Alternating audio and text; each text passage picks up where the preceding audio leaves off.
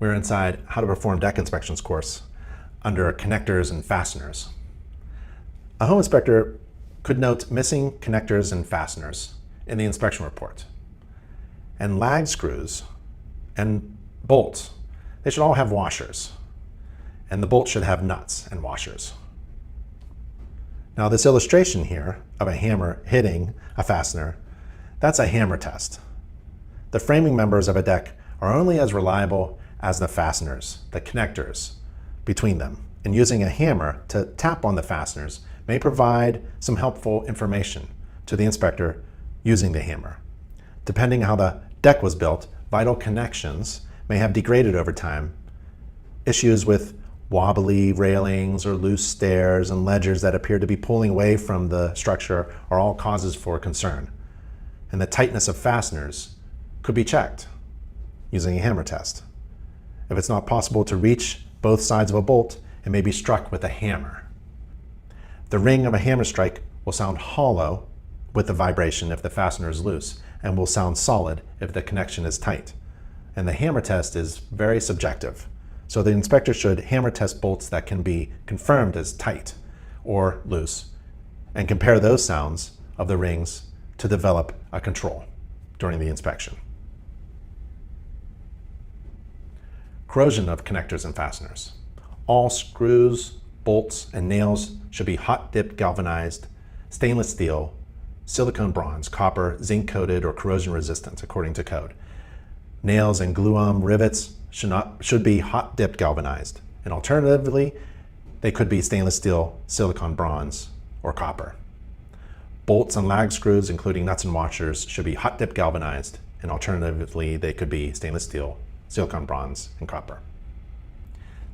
Now, typical joist hangers, straps, and hold downs, rafter clips, and other connectors intended for interior use only are coated with G90 weights of galvanization.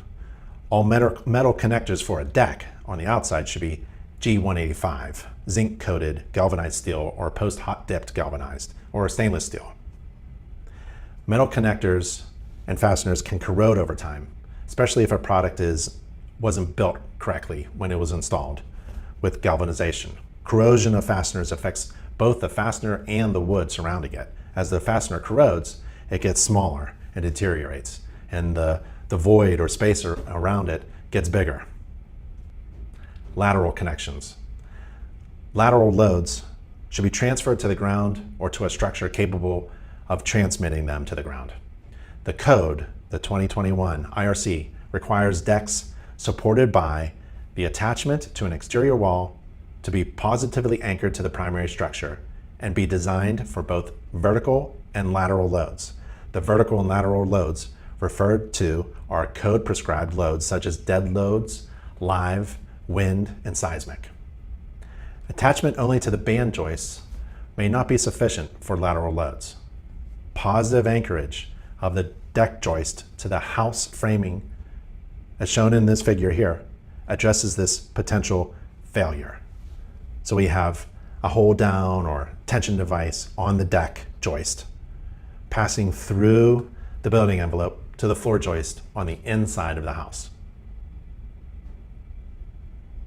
Where lateral load connections are installed at the deck, the inspector should observe hold down tension devices installed in at least 2 deck connections, and they should be installed within 24 inches of each end. Each device should have a stress design capacity of 1,500 pounds. Can't really tell that during a home inspection. You should look for something that is providing a lateral load connection to the primary structure. For new or replacement decks on existing homes, builders or homeowners most often remove interior wall or ceiling covering in order to install these large hold-down tension devices. Here's another type of lateral load connection that's permitted to be installed at the deck. It's a surface-mounted device, and the hold-down tension devices should be installed at least 4 locations on the deck, and each device has a strength capacity of 750 pounds. And one at least 24 inches from the end. So it looks like this. Common lag screw going through band joist, rim joist, floor joist of the deck here, floor system of the house, and wall system of the house here. This is the lateral load connection, this little device down here. And it's screwed in and fastened securely to the primary structure. There should be 4 of these. Here's the other device. 2 of these are needed, and 4 of these are needed.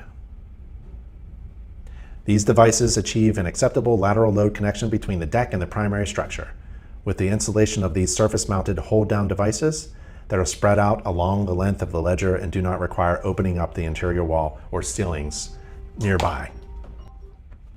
These devices achieve an acceptable lateral load connection between the deck and primary structure, the house, with the installation of these surface-mounted or hold-down connection devices and are spread out along the length of the ledger and do not require opening up the interior wall or ceiling spaces nearby. These devices provide a positive connection to the floor framing in order to resist lateral loads. Look for something like this, at least 4 of them spread out, or something like this. It's for lateral load connection.